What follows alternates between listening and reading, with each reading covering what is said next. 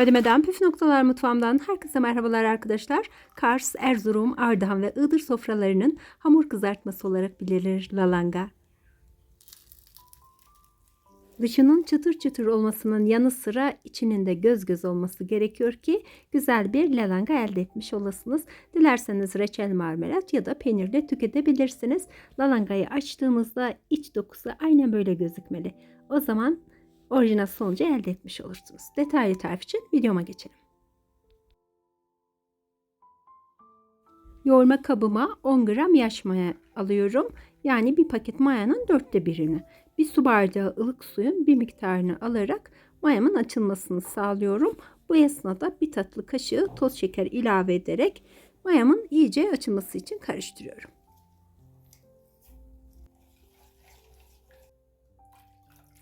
Geriye kalan suyumu ilave ediyorum. Bir su bardağı ılık sütü ve 2 adet yumurta ekledikten sonra karıştırıyorum. Lalanga malzeme listesi olarak oldukça ekonomik, her evde bulunan malzemelerle hazırlanıyor.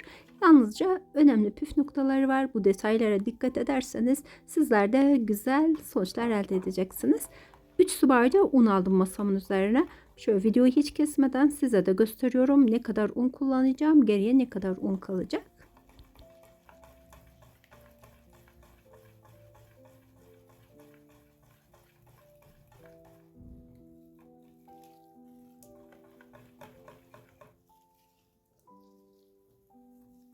İkinci su bardağı unumu da ekliyorum. Kullanmış olduğum su bardağı ölçüleri 200 milim ve bir tatlı kaşığı tuz ilave ederek karıştırıyorum. Arkadaşlar, videomu buraya kadar seyrettiyseniz, henüz kanalıma abone değilseniz ücretsiz bir şekilde abone olabilirsiniz. Abone butonunu tıkladıktan sonra tekrar aynı butonu tıklayarak tümünü seçebilirsiniz. Bu bildirim zilini aktif hale getirmenizi sağlar ve bildirim zili aktif olduğunda her yeni videomdan haberdar olmuş olursunuz.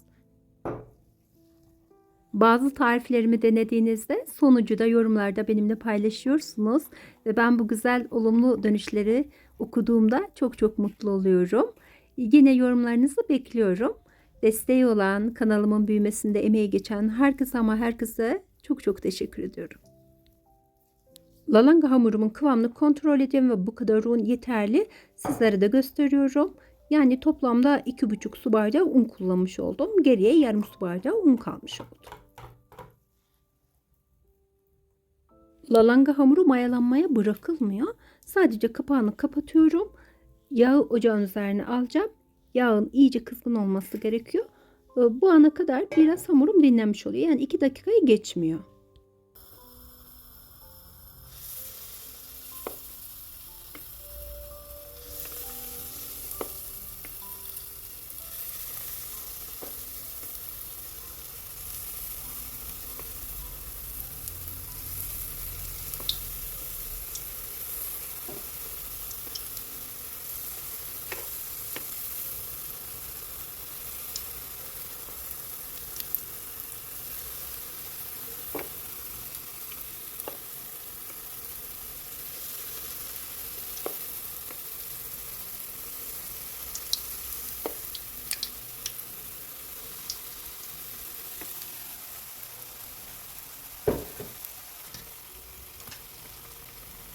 Ocağın en büyük gözünde orta ateşte lalanga hamurumu kızartıyorum. Kullanmış olduğum tavanın tabanı çok ince.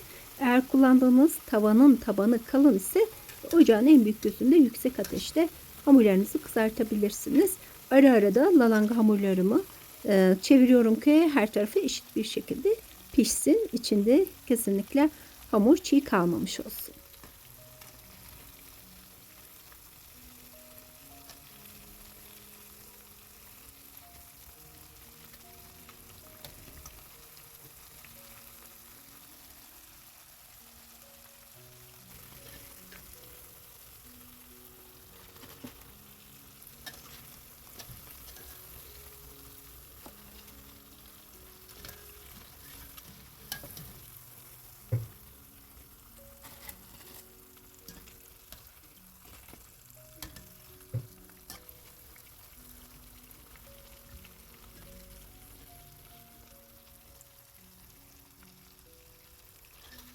Havlu kağıt sermiş olduğum tepsinin içerisine bütün kızartmış olduğum hamurları alıyorum ve yağın içerisine dökülen o küçücük hamur parçaları da kızarmıştı.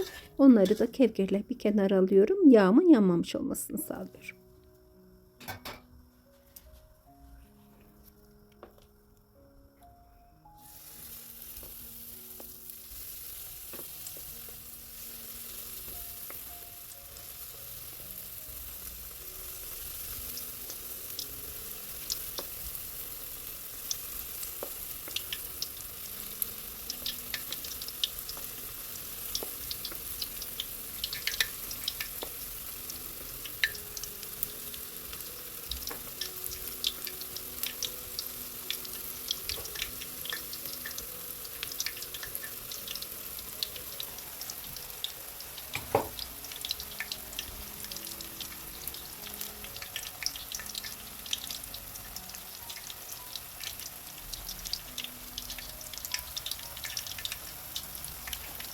Arkadaşlar hani bazı tariflerimiz için deriz ya çok bereketli.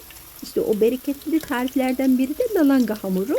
O gerçekten oldukça az malzemeyle hazırlamama rağmen sonuç olarak bir tepsi dolusu hamur kızartması elde etmiş oldum. Ben yaş maya kullandım. Eğer instant maya kullanmak isterseniz 10 gram yaş maya yerine bir tatlı kaşığına yakın instant maya kullanabilirsiniz.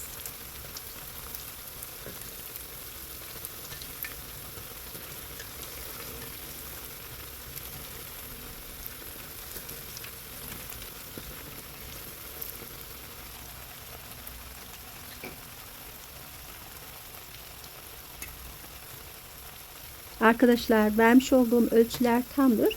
Gönül rahatlığıyla tarifimi deneyebilir ve siz de hamur kızartmalarınızı hazırlayabilirsiniz. Bizlerin çocukluğunda öyle çörekler, börekler yoktu. Aynı bir misafir geldiğinde ya da bir kahvaltı sofrasına çayın yanına 5 dakikanın içerisinde lalanga hamuru hazırlanır ve yağ dökülerek misafire sunulurdu.